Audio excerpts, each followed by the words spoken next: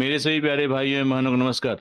मैं बीपी त्रिपाठी आप सभी का अपने एजुकेशनल फास्ट एक्सेस क्लासेस में हार्दिक स्वागत अभिनंदन करता हूं। दोस्तों, आज हम देख रहे हैं विज्ञान का छठा भाग और इससे पहले हम सभी ने बहुत से वीडियो को कवर किया है। अगर आप बीपीएससी टीचर्स की तैयारी कर रहे हैं तो आप सही वीडियो पे हैं। अगर आपने मेरी पुरानी वीडियो नहीं देखी है तो कृपया जा करके मेरी पुरानी वीडियो देखें और आप जो भी हमारे वीडियो वॉच कर रहे हैं तो कृपया उन्हें बार बार रिपीट करके देखते रहें ताकि यह बीपीएससी टीचर्स के लिए बहुत ही इम्पोर्टेंट होने वाला है। चलिए लेट नहीं करेंगे और चलेंगे सीधा अपने प्रश्नों की तरफ और देखते हैं प्रश्न क्या क्या है। दोस्तों, 26 नंबर पे अपना प्रश्न है, प्रत्येक क्रिया के लिए एक समान और विपरीत प्रतिक्रिया होती है। यह नियम दिया था ए न्यूटन ने, बी एल्बर्ट आइंस्टीन ने, सी बोहर ने और डी हेडन ने। सही आंसर क्या है इसका? तो सही आंसर दोस्तों बनता है अपना ए न्यूटन ने। देखिए यहाँ पे लिखा गया है, प्रकृति में बल कभी भी अकेला नहीं पाया जाता। दो पिंडों के बीच परस्पर अन्योन्य अन्योन्य क्रिया बल है। बल सदैव युगल में पाए जाते हैं। साथ ही दो पिंडों के बीच परस्पर बल सदैव समान एवं विपरीत दिशा में होते हैं।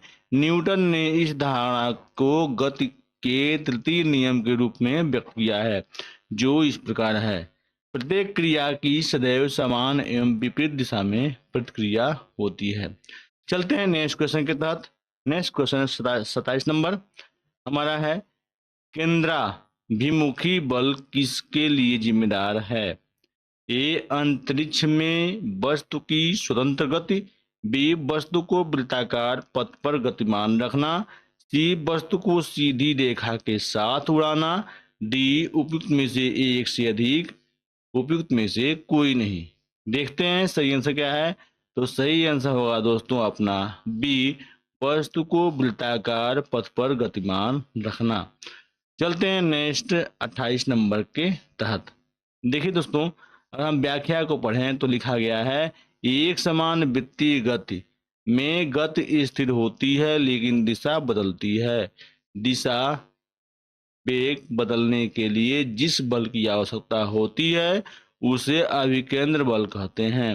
उदाहरण के लिए, यदि किसी धागे से बंधे हुए पत्थर को कोई व्यक्ति वृत्ताकार पथ पर घुमाता है तो धागे को छोड़ने से पहले पत्थर एक निश्चित चाल से वृत्ताकार पथ पर गति करता है तथा प्रत्येक बिंदु पर उसकी गति की दिशा बदलती है।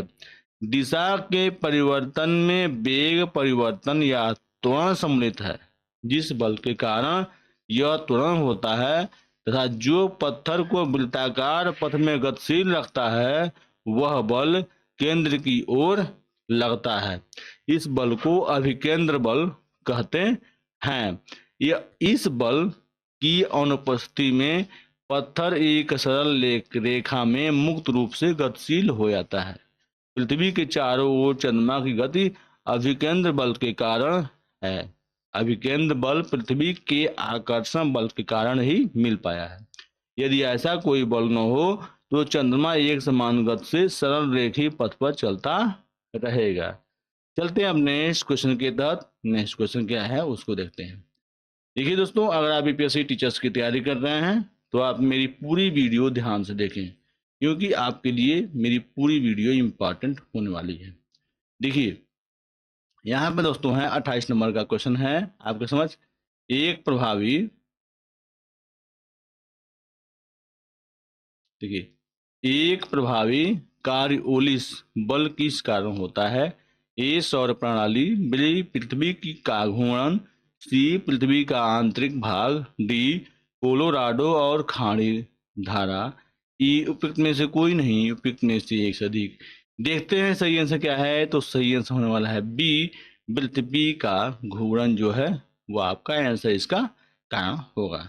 चलते हैं अब नेक्स्ट क्वेश्चन के तहत। नेक्स्ट क्वेश्चन क्या है उसको देख लेते हैं। यहाँ पर लिखा गया दोस्तों है, एक मनुष्य स्थिर नाव से 5 मीटर प्रति सेकंड के चाल से कूदा। ध्यान दे प्रश्न के ऊपर, एक मनुष्य स्थिर नाव से 5 मिनट प्रति सेकंड की चाल से कूदा। और नाव 0.5 मीटर पर सेकंड की चाल से खिसकी। बताएं कि नाव का द्रव्यमान मनुष्य के द्रव्यमान का कितना गुना है। ए 5.5 गुना, बी 4.5 गुना, सी 2.5 गुना या डी 10 गुना। आंसर क्या इसका होने वाला है? तो आंसर इसका होगा डी। ठीक, डी आपका आंसर इसका होगा 10 गुना। आप जो भी ये व्याख्या दिए गए हैं आप इसको एक बार समझ लेंगे।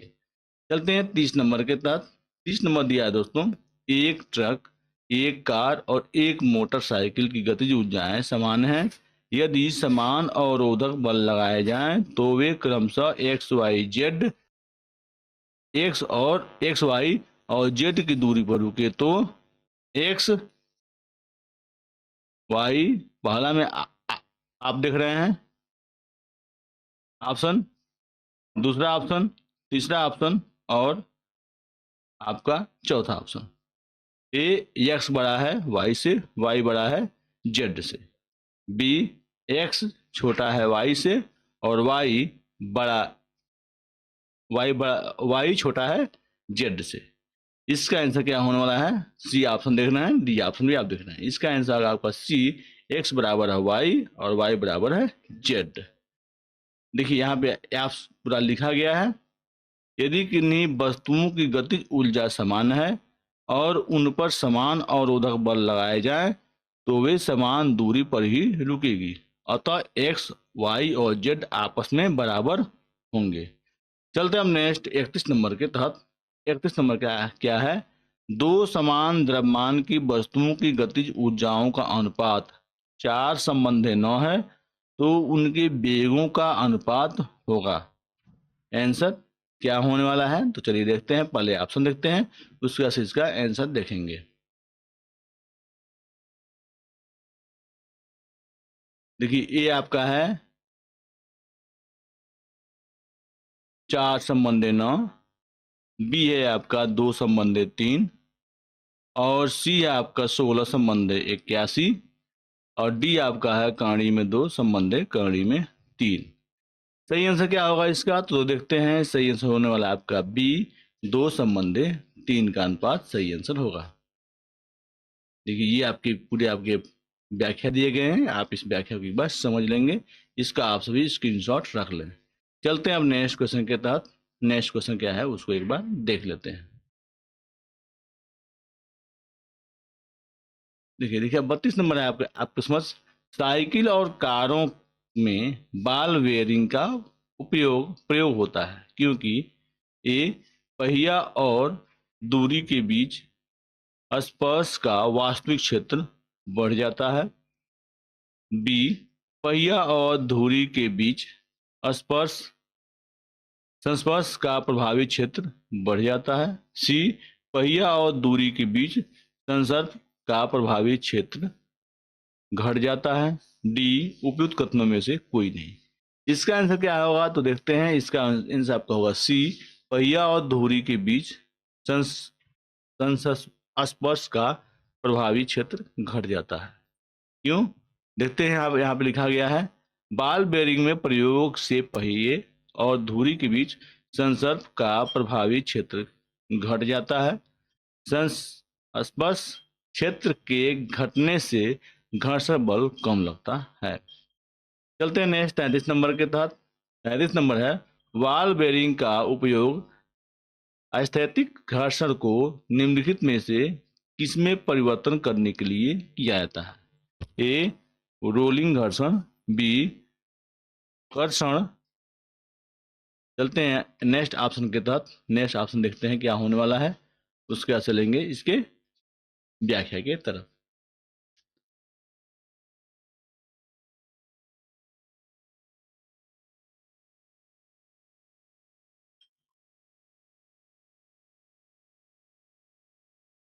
देखिए यहाँ पे है दोस्तों आपके समझ है ऑप्शन। ऑप्शन है आपका सी स्पर्श सर्पी बल और डी है उपयुक्त में से एक से अधिक और ई है उपयुक्त में से कोई नहीं। सही आंसर क्या होने वाला है? तो सही आंसर आपका होगा ए। ए में आपका है जब एक वस्तु किसी दूसरी वस्तु के पृष्ठ पर लुढ़कती है तो उस गति के प्रतिरोध को लोटनिक घर्षण कहते हैं। लोटन घर्षण को कम कर देता है। किसी वस्तु को दूरी वस्तु पर सरकने की तुलना में लोटन करना सदैव आसान होता है, चूंकि लोटनिक घर्षण सर्पी घर्षण से कम होता है। इसलिए अधिकांश मशीनों में स्पर को बॉल बेयरिंग के उपयोग द्वारा लोटन से प्रतिस्थापित किया जाता है। छत के पंखों तथा साइकिल में धुरी तथा नाव के बीच बॉल बेयरिंग का प्रयोग इसके सामान्य उदाहरण हैं। 34 नंबर का अपना क्वेश्चन है, एक व्यक्ति कार में जो विराम में बैठा है, सड़क से कार के 4 पहियों में से प्रत्येक पर प्रतिक्रिया आ रहा है। जब कार सीधी समतल सड़क पर चलेगी तो अग्र पहियों में प्रत्येक पर प्रतिक्रिया में क्या परिवर्तन आएगा? ए, यह आर से अधिक होगा, बी, यह आर से कम होगा, सी, आर के बराबर होगा, या डी, यह सड़क के पदार्थ पर निर्भर करेगा। सही आंसर क्या है तो देखते हैं। सही आंसर होने वाला है इसका बी, आपका यह आर से कम होगा। देखिए यहां पर लिखा गया है, किसी वस्तु में गतिक घर्षण अवलंब प्रतिक्रिया के समानुपाती तथा स्थैतिक घर्षण से कम होता है। 35 नंबर का क्वेश्चन है, तेल से अंशतः भरा हुआ तेल का एक टैंकर समतल सड़क पर आगे की ओर एक समान त्वरण से जा रहा है। तेल का मुक्त पृष्ठ ए क्षैतिज बना रहेगा, बी क्षैतिज से इस प्रकार आनत होगा कि पिछले सिरे पर कम गहराई होगी, और सी क्षैतिज से इस प्रकार आनत होगा जो पिछले सिरे पर अधिक गहराई होगी। डी है परवलयी वक्र का आकार लेगा। सही आंसर क्या है इसका? तो सी होगा, क्षैतिज से इस प्रकार आनत होगा कि पिछले सिरे पर अधिक गहराई होगी। देखिए यहाँ पर लिखा गया है, समतल सड़क पर समान त्वरण से गति करने के कारण टैंकर में उपस्थित तेल का मुक्त पृष्ठ क्षैतिज से इस प्रकार आनत होगा कि पिछले सिरे पर अधिक गहराई होगी। 36 नंबर है, निम्न कथनों पर विचार कीजिए। एक तीक्ष्ण वृत्ताकार पथ पर तीव्र गति से जाता हुआ 4 पहियों वाला वाहन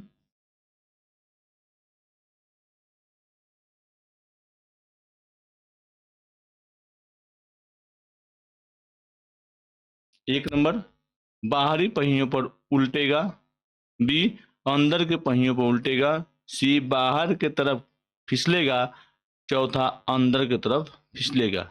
इनमें से कौन से कथन सही हैं? तो यह 1 और 3 बाहरी पहियों को उल्टेगा और बाहर की तरफ फिसलेगा, बी 2 और 4 अंदर के पहियों पर उल्टेगा और अंदर की तरफ फिसलेगा, और सी 2 और 3 अंदर के पहियों पर उल्टेगा बाहर की तरफ फिसलेगा, और डी 1 और 4 बाहरी पहियों पर उल्टेगा और अंदर की तरफ फिसलेगा। सही आंसर क्या होगा इसका? तो देखते हैं। सही आंसर होगा अपना ए 1 और 3 बाहरी पहियों पर उल्टेगा और बाहर की तरफ फिसलेगा। चलते हैं नेक्स्ट क्वेश्चन के तहत। इसका आप एक बार देख लें। व्याख्या आपकी इस प्रकार है। 37 नंबर है, किसी बल्लेबाज द्वारा क्रिकेट की गेंद को मारने पर गेंद समतल जमीन पर लुढ़कती है। कुछ दूर लुढ़कने के पश्चात गेंद रुक जाती है।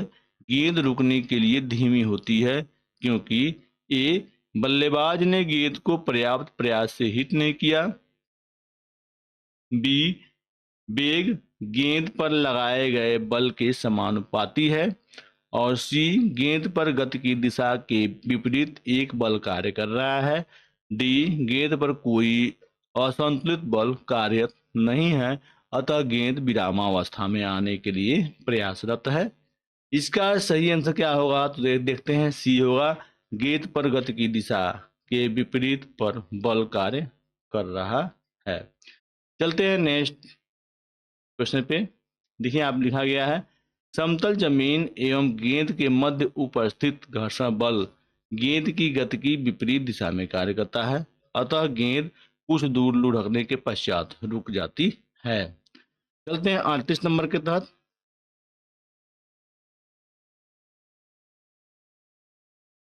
त्वरण ज्ञात करने का सही सूत्र कौन सा है?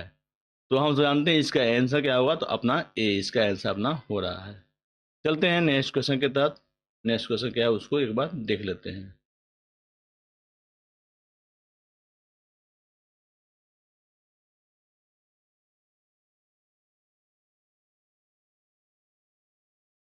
नेक्स्ट क्वेश्चन आपका क्या आने वाला है इसको देखते हैं।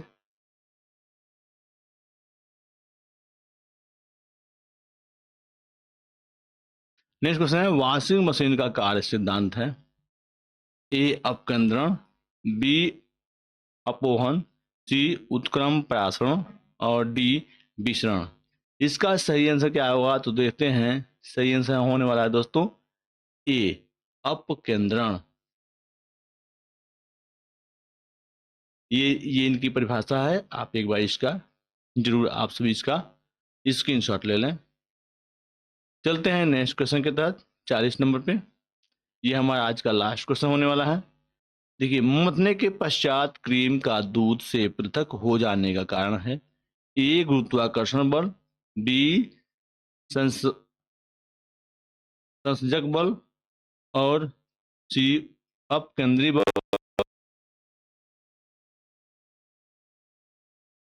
आंसर होगा सी अपकेंद्री बल सही आंसर होगा। देखिए यहाँ लिखा गया क्वेश्चन है मथने के पश्चात क्रीम का दूध से पृथक हो जाने के कारण अपकेंद्री बल है। चलिए अब नेक्स्ट टॉपिक को कवर करेंगे कल के वीडियो में, वो होगा गुरुत्व के अधीन गति। चलिए इसको कल के वीडियो में हम कवर करेंगे। तब तक मिलते हैं कल के वीडियो में। तब तक के लिए धन्यवाद, नमस्कार।